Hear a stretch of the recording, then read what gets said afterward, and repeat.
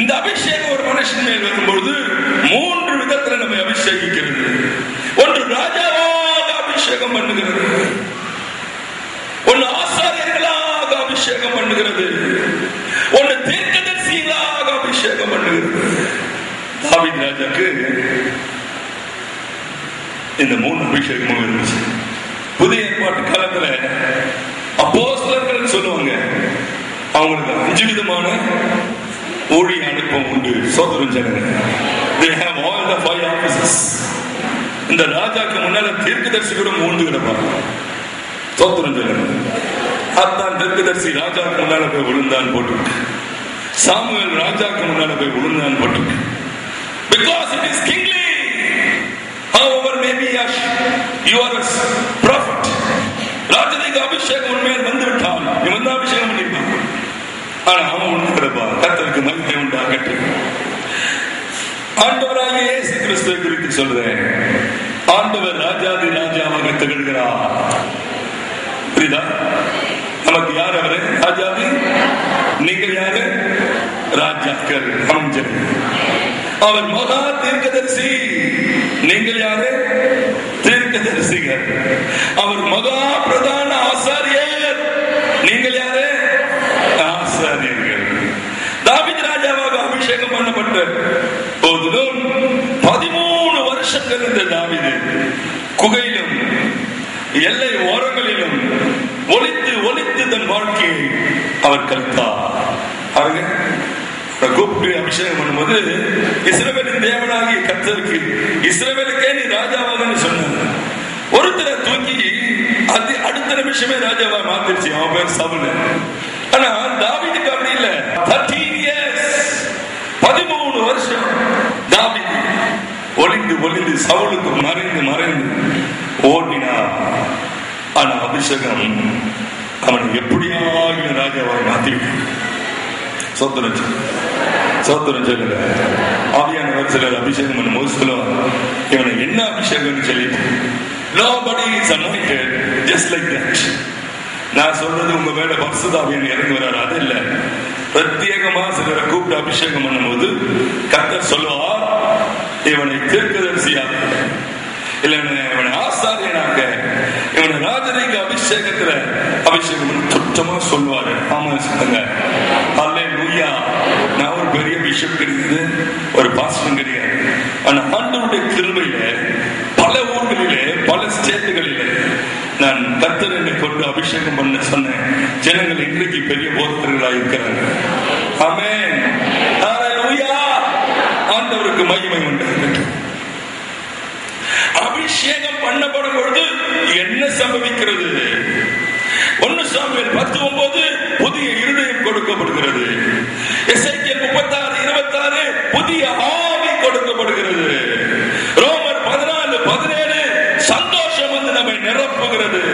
அப்போஸ்தலர் 2:4 பரலோக பாஷை நம்முடைய வாயிலே உண்டாகிறது. ஸ்தோத்திரம் சொல்லுங்க. சங்கீதம் 51:10 சுத்த இருதயம் நமக்குள்ளே வந்து விடுகிறது. அவன் ஏகமா போறேன் இல்லாதனால, ஏன்னா இதுதான் செய்தி இல்லை. ராஜரீக அபிஷேகத்தை குறித்து நான் பேசினோம். ராஜரீக அபிஷேகம் முதலாவது நம்மை நாமே கேட்டுங்க. நல்லா காது உள்ளவன். இந்த ராஜரீக அபிஷேகம் அல்லது எந்த அபிஷேகமானாலும் முதலாவது நமக்கு தான் கொடுக்கப்படுது. எதுக்கு கொடுக்கப்படுதுன்னா நம்மை நாமே ஆளுகிறதற்கு. நம்மையே நம்ம ஆளணும். அதுதான் நமக்கு ஆளுகை இல்லை. ரோட்ல ஒரு பொண்ணு போட்டு பார்க்க சொல்லுது, இருட்டு வீட்டுல போனாலும் எதனா ஒன்று தூக்கிட்டு வந்து சொல்லுது இல்ல. இதெல்லாம் எதனால? நம்ம மேல நம்மளுக்கு ஒரு ஆளுகை இல்லை. We don't control on our own self. ஆனா இந்த அபிஷேகம் வந்தா முதலாவது நம்மை நாமே ஆளுகை செய்வோம். சோத்திரம் சொல்லுங்க. நம்முடைய ஆவியின் மேல் ஆளுகை, நம்முடைய சரீரத்தின் மேல் நமக்கு ஆளுகை, நம்முடைய ஆத்மாவின் மேல் நமக்கு ஆளுகை வரும்.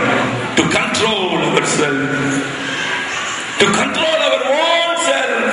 நம்முடைய ஐம்புலன்களையும், கேக்குதா? நம்முடைய ஐம்புலன்களையும் அடக்கி ஆளுவதற்கு இந்த ஆவியானவர் நம்மை ஆளுகை செய்வார். இரண்டாவது, இந்த அபிஷேகம் என்ன செய்கிறது? படிப்படியாக நம்மை உயர்த்துகிறது. இந்த ஆளுகை நமக்குள்ள வந்தவுடனே நமக்கு நம்மை ஒரே நாள்ல ஆளுகை வந்துருச்சு சொல்ல முடியாது. I have control over my eyes, I have control over my ears. மகனுக்கு நான் காலையில 5 நாள் 6 நாள் கொடுத்து பழைய பாட்டு நல்லா தான் இருக்கும் அப்படின்னு சொல்லி கண்ட்ரோல் போச்சு. ஒரே நாள்ல கண்ட்ரோல் வந்துடல. நாமே ஆளுகை அடக்கி அடக்கி அடக்கி பவுல் சொல்றாரு, என்னுடைய சரீரத்தை நான் அடக்கி கீழ்படுத்துகிறேன். இந்த சப்மிஷன் சீக்கிரம் வந்துடாது. ஒரு நாள் வெளிதேசத்துக்கு போறதுக்கு எனக்கு ஒரு அழைப்பு வந்தது. செவம் பண்ண ஆண்டியான போக்குறாரு சொல்லிட்டாரு. ஸோ என்னை கூப்பிட்டு உங்ககிட்ட நான் போன் பண்ணி நான் வரல அப்படின்னு சொல்லிட்டு போனை வச்சேன். என் மாம்சம் எனக்குள்ளேயே அழுது. நான் உணர்ந்தமா, அட பாவி, இப்படி ஒரு வாசலை மூடிட்டானே, அட பாவி, இப்படி ஒரு வாசலை மூடிட்டானே. ஏன் இதயம் எனக்குள்ளே பேசுறத நான் கேட்டேன். So you should have control over yourself. ஆண்டவர் சொல்லிட்டாரா, அவ்வளவுதான். என் பிள்ளைங்களுக்கெல்லாம் என் மேல சில நம்பிக்கை இருக்காது. என்ன வெளியே போகணும்னு சொல்லி எல்லாம் கிளம்பிடுவோம். ஒரு முறை மைசூர், பெங்களூர், மைசூர் போகணும். எல்லாம் ready, train ticket ready, packing ready, dress எல்லாம் ரெடி. வண்டி வந்துருச்சு எங்களை கூட்டிட்டு போறதுக்கு. ஹால்ல கொண்டு வந்து திங்ஸ் எல்லாம் வச்சுட்டு என் பிரேயர் ரூமுக்கு போய் முழங்கால் போட்டேன். கர்த்தர் வரல. 10 நிமிஷம் 1/4 மணி நேரம் ஆச்சு. தெரிஞ்சு போச்சு போகக்கூடாதுன்னு. வெளியே வந்து மெதுவா என் மனைவிட்டு சொன்னேன், போகக்கூடாது, இந்த ஆண்டவர் அனுமதி கொடுக்கல. என் பொண்ணு சொல்றான் நோ. ஆனா என் பிள்ளைங்களுக்கு எல்லாம் தெரியும் கர்த்தருக்கு கீழ்ப்படிதான். சோத்திரம் சொல்லுங்க. அல்லேலூயா. நாங்க டிக்கெட் கூட கேன்சல் பண்ணல, லாஸ்ட் மினிட் அப்படியே இருக்கும் போல. ஆண்டவருக்கு கீழ்ப்படிந்தா போதும். ஆமென், ஆமென். 3 நாள் கழிச்சு வேற ஊருக்கு எங்களை கூட்டிட்டு போனார், ராஜா மாதிரி. ஆமென் சொல்லுங்க. ஆமென். I want to talk to you now something very important. இந்த ராஜரீக அபிஷேகம் என்ற வார்த்தைக்கு ஆளுகை என்ற அர்த்தம். நான் முதலே சொன்னேன், அவருடைய 5 புலன்களை அடக்கி ஆளுகிறது. முதலாவது தாவீது உள்ள ஆண்டவர் அபிஷேகம் பண்ணப்பட்ட பிறகு கூட போய் ஆடு மேய் அப்படின்னு சொல்லிட்டாரு. இன்னைக்கு நிறைய பேர் அப்படி பண்ணாத சொல்லிட்டுதான் நம்மள மேய்க்கிறான். பாஸ்டர்ல இப்ப உட்காந்து குச்சின்னு இருக்கு, ஐயோ அப்படி பண்றாங்க. அபிஷேகம் பண்றது நீதான் பண்ணி விட்டுட்டு அப்புறம் ஐயோ அப்படி சொல்றீங்க. கர்த்தர் ஒரு மனுஷனை உருவாக்கும் போது எவ்வளவு கரெக்டா உருவாக்குறாரு. 2 கோத்திரத்தின் மேல் ஆளுகையை கொடுத்தார் தாவீதுக்கு. எடுத்தவன 12 கோத்திரத்தின் மேல வைக்கல. யூதா கோத்திரம், யூதா மேல பென்யமீன் கோத்திரத்தின் மேல 2 கோத்திரத்தின் மேல அவனுக்கு ஆளுகை. He was made a king for 2 tribes. 3வது இஸ்ரவேலின் மேல் ஆளுகை 12 கோத்திரத்தின் மேல். படிப்படியாக உயர்த்தும் அபிஷேகம். நான் அடிக்கடி சொல்வேன், கூட இருக்கிறவங்களுக்கு எல்லாம் anointing will exalt you step by step. ஆமா, புரிச்சா?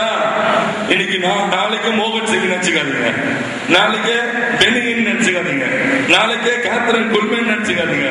நாங்க ஒரு செய்தி கேட்டுட்டோம், அவர் புக்க முழுசா வாசித்துட்டோம், அவருடைய கேசட் 100 கேட்டுட்டோம், அதனால you cannot do that. நான் கூட ஜோமட்டு நல்லா மோசம் பண்ணி பெனியின் புக்கு கேசட்லாம் வாசிட்டு ஜெபம் பண்ணிட்டு கூட்டத்துக்கு போய் நிற்பேன். ஜெபம் பண்ணி புஷ்னு காத்து போற மாதிரி போயிடும். ஒண்ணுமே நடக்காது. எதுக்கு வாசித்தேன், எதுக்கு ஜெபம் பண்ண தெரியாது, ஒண்ணுமே இருக்காது. ஆனா இதே அபிஷேகம் நாளடைவில் என்னை உயர்த்தியது, உயர்த்தி கொண்டிருக்கிறது, இன்னும் உயர்த்தும். ஆமென் சொல்லுங்க. ஹல்லேலூயா. இஸ்ரவேலின் மேல் மாத்திரம் அவனுக்கு ஆளுகை இல்ல. அதுக்கப்புறம் சீரியா தேசத்தை போய் அவன் பிடித்தான். ஆளுகை எக்ஸ்டென்ஷன் பாருங்க. அவனுடைய எல்லை பெரிதாகிக் கொண்டே போவோம். முதல் 2 கோத்திரம், அப்புறம் 12 கோத்திரம், அப்புறம் பக்கத்து ஊரு, பக்கத்து தேசம் லிபனான் மேல் போய் செய்தான். He was enlarging his territory. 2 நாளாகவும் 4ஆம் அதிகாரம் 10ஆம் வசனத்தை வாசித்தா, யாபேஸ் ஜெபம் பண்ண, ஆண்டவரே என் எல்லையை பெரிதாக்கும். இந்த எல்லை பெரிதாகிக்கிட்டே போகும். அபிஷேகம். ஆமென். அதுக்கப்புறம் எகிப்தின் எல்லை வரைக்கும் போயிட்டு எகிப்தின் பெரிய நதி வரைக்கும் அவனுடைய எல்லை பெரிதாகி மாறியது. கைதட்டி தேவனுக்கு. தேவ பிள்ளைகள் மேல் அபிஷேகம் வரும்போது ஊழியத்தின் எல்லை விசாலமாகும். கேக்குதா? ஜெபத்தின் எல்லை விசாலமாகும். ஆத்ம பாரத்தின் எல்லை விசாலமாகும். ஏசாயா 54:3 சொல்லுது, நீ வலதுபுறத்திலும் இடதுபுறத்திலும் பலன் கொண்டு இடம் கொண்டு பெருகுவாய். இந்த பெருக்கம் ஆவியானவர் மூலமாக வருகிறது. ஆமென், ஆமென், ஹல்லேலூயா. இப்போ 2வது குறிப்புக்குள்ள வர, இந்த அபிஷேகம் முதலாவது ஆளுகை, 2வது அதிகாரம். ஒரு ராஜா இருந்தானா அவனுக்குன்னு ஒரு பட்டணம் இருக்கணும். இல்லன்னா அவனுக்கு என்ன ராஜான்னு பேரு?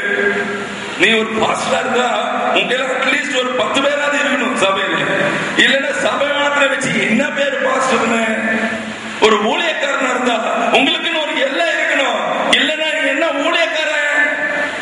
இப்போ தேவன் நமக்கு என்று இந்த அபிஷேகத்தை தலையின் மேல் வைக்கும் போது, ராஜரீக அபிஷேகத்தை நம்ம மேல் வைக்கும் போது நமக்கு ஒரு ஆளுகையை கொடுக்கிறார்.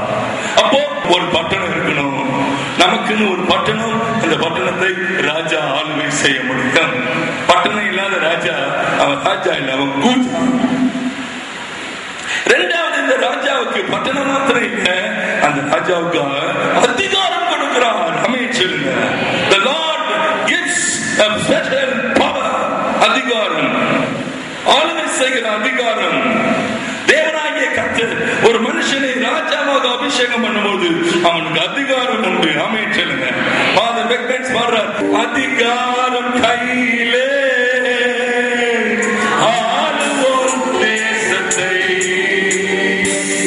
அதிகாரம் கையிலே சொல்லுங்க, ஆளுவோம் தேசத்தை, ஒன்று சேர்ந்து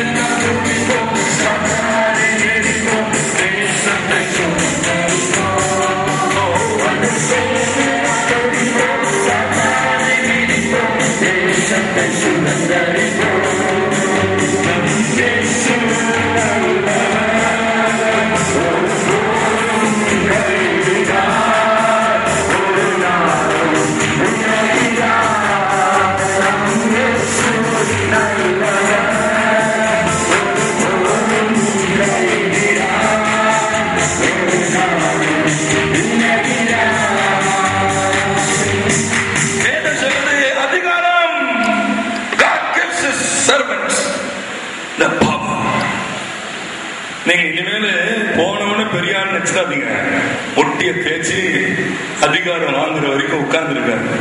ஆமென் சொல்லுங்க. இதே அபிஷேகம் தான். ஆனா படிப்படியா அவனை தூக்கிட்டு போக மேல, படிப்படியா அவனை உயர்த்து கொண்டே போக மேல. இப்படி உயர்றோன்றதுக்காக ஆதாரம் நமக்குள்ளே அதிகாரம். உயர்ந்து கொண்டிருக்கிறோன்றதுக்கு ஆதாரம் நமக்குள்ளே கண்டவன் கண்ட பேச்சு பேசுவான், ஏத்தியும் பேசுவான், இறக்கியும் பேசுவான், முகஸ்துதி பார்த்து பேசுவான். ஆனா உனக்குள்ளே அதிகாரம் இருக்கும். சொத்துரம் சொல்லுங்க. ஆமென். நீ எதை பார்த்தையும் பயப்பட வேண்டியதில்லை. தேவ பிள்ளைகளுக்கு தேவன் என்ன அதிகாரம் கொடுக்கிறார்? யோவான் 1:12 சொல்லுது, கர்த்தருடைய பிள்ளைகளாக படிக்கு அதிகாரம். லூக்கா 10:19 வாசித்தார். வேதம் என்ன சொல்லுது? சர்ப்பங்களை தேர்தலை மதிக்கிற அதிகாரம். சங்கீதம் 91:13 வாசித்தா, சிங்கத்தின் மேலும் விரியன் பாம்பின் மேலும் நடக்கிற அதிகாரம். சோதரமா சொல்லுங்க. சோதரம், உனக்கு அதிகாரம் வந்திருக்கிச்சா பாருங்க. நீ நடப்ப சிங்கத்தின் மேல, சிங்கத்தின் மேல நடப்ப, விரியன் பாம்பின் மேல நடப்ப. 3வது மத்தேயு 12:29, மத்தேயு 18:18 பலவான்களை கட்டுகிற அதிகாரம். the power.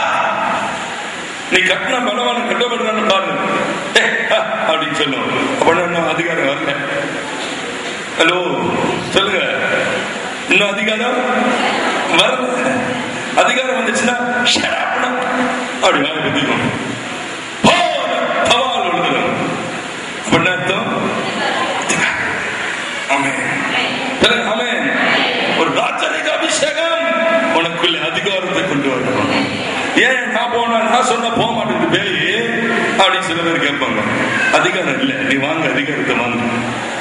நீ என்ன பணிகாரத்தை வாங்குற, கெடிகாரத்தை வாங்குற, நீ வாங்க வேண்டியது அதிகாரம். இந்த அதிகாரம் வாங்குறதுக்கு நான் கெடிகாரத்தை கூட போட்டேன். கோல்டு ஸ்டாப்னா எனக்கு ரொம்ப பிடிக்கும். கட்ட சொன்னார் கைட்டு ஒரு நாள் அதை ஐயோ சிங்கப்பூர்ல இருந்து ஒருத்தர் வந்து கொடுத்துட்டு போனாங்க. கைட்டுடா அண்டவரே அண்டவரே அண்டவரே ஒண்ணு மாத்திரம் வச்சுக்கிறேன் எல்லாத்தையும் கொடுத்துட்டேன்னு அவர் வாயால இருக்கல போட்டேன். ஒரு கூட்டத்துக்கு போகும்போது 3 வச்சு வச்சிருந்தேன். அந்த கோல்டு ஸ்டாப் எடுத்து போட்டேன். சொன்னார் கைட்டு இதை போடு. ரொம்ப கஷ்டமா போச்சு. சஃபாரி போட்டு அந்த கோல்டு ஸ்டாப் போட்டா ராஜா மாதிரி கைட்டு வச்சுட்டு இருக்கிறதுல மட்டமான ஒரு வாட்ச் எடுத்து போட்டுட்டு போனேன். அன்னைக்குதான் இந்த அபிஷேகத்தை கொடுத்தேன். எதுங்க தேவனுக்கு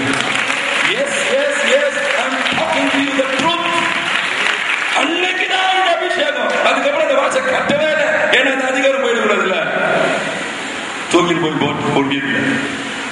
மத்தேயு 18:12 மந்திரவாதிகளை கட்டுகிற அதிகாரம். மத்தேயு 28:19 சொல்லுகிறது சகல ஜாதிகளையும் சீஷராக்குகிற அதிகாரம். காலைல சொன்னார் பாருங்க பாஸ்டர், யார் வந்தா அவருக்கு நான் கவலை. இயேசுநாதரை பத்தி சொன்னவனே அவர் சீஷராக்கிடுவார். அதான் அதிகாரம், நாவின் அதிகாரம். சோத்திரம் சொல்லு. மரணத்தின் மேல் அதிகாரம், ஜீவனத்தின் மேல. மரணமும் ஜீவனும் எங்க இருக்குது? நாவின் அதிகாரத்துல. இந்த அதிகாரம்னா உனக்குள்ள வரும். ராஜா சொன்ன என்ன தலை உருண்டு விடும். எடுறாம தலையன்னு சொல்லிட்டான், அடுத்த நிமிஷம் தலை உருண்டு. சென்று கொண்டு வரான்னு சொன்னா வாழி பெருமாள் சரித்திரம் தெரியும்ல. ராஜா சொன்னா சென்று கொண்டு வான்னு கொன்றுவான்ட்டான். தலை மாதிரி தூக்கிட்டு வந்தான். என்னடா பாவி தலையை தூக்கிட்டு வர, நீ தானே கொண்டு வான்னு சொன்ன. அடா பாவி கொண்டு வான்னு சொன்ன கொன்று வரிய. அந்த ராஜாக்கு அதிகாரம். If you have that anointing, you have a special power. சோதரம் சொல்லுங்க. ஆமென் சொல்லுங்க. Hallelujah. I know what I am preaching is good today. மத்தேயு 10:8 நோய்களை வியாதிகளை சஸ்தமாக்குகிற அதிகாரம், இயற்கையின் மேல் அதிகாரம். நீ சொன்ன மழை நிற்கும், நீ சொன்ன மழை பெய்யும். சோதரன் சொல்லுங்க. இயேசு கிறிஸ்து காற்றையும் கடலையும் அகற்றினான். எலியா பனி பெய்யாது மழை பெய்யாதுன்னு சொன்னான், பெய்யல. யோசுவாவுக்கு சூரியனை சந்திரனை நிறுத்துகிற அதிகாரம். கேட்குதா காதுல? நானும் அதிகாரம் வச்சுக்கிறேன்னு சொல்லி போறேன். 10 கொசுகளை கூட வச்சுக்கிட்டு ஏத்துருவா கை என்னது துணி ஏத்துருவா, துணி துவச்சு போடு, பக்கெட்ல தண்ணி நச்சு வை, மனைவி துணி துவச்சு போடு, சுப்பா துவச்சு போட்டு. அந்த அதிகாரம் இல்லப்பா நான் பேசுறது. சூரியனை நிறுத்து, சந்திரனை நிறுத்து, மழையை நிறுத்து, மழையை பெய்யவே. ஆமென் சொல்லுங்க. தானியேல் 7ஆம் அதிகாரம் 27ஆம் வசனம். வானத்தின் கீழங்கம் உள்ள ராஜாக்கள் ராஜரிகமும் ஆளுகையும் மகத்துவமும் உன்னதமானுடைய பரிசுத்தவான்கள் ஆகிய ஜனங்களுக்கு கொடுக்கப்படும் சொல்லியிருக்க. அந்த அதிகாரம் கொடுக்கப்படும். வெளிப்படுத்துற விசேஷம் 20ஆம் அதிகாரம் 6ஆம் வசனம். மரணத்தின் மேல் அதிகாரம், 2ஆம் மரணத்தின் மேல் அதிகாரம். மரணமே உன் கூறுங்க கட்டராண்டவர். லாசருவே வெளியே வா சொன்னீங்களா இல்லையா? ஆமென்.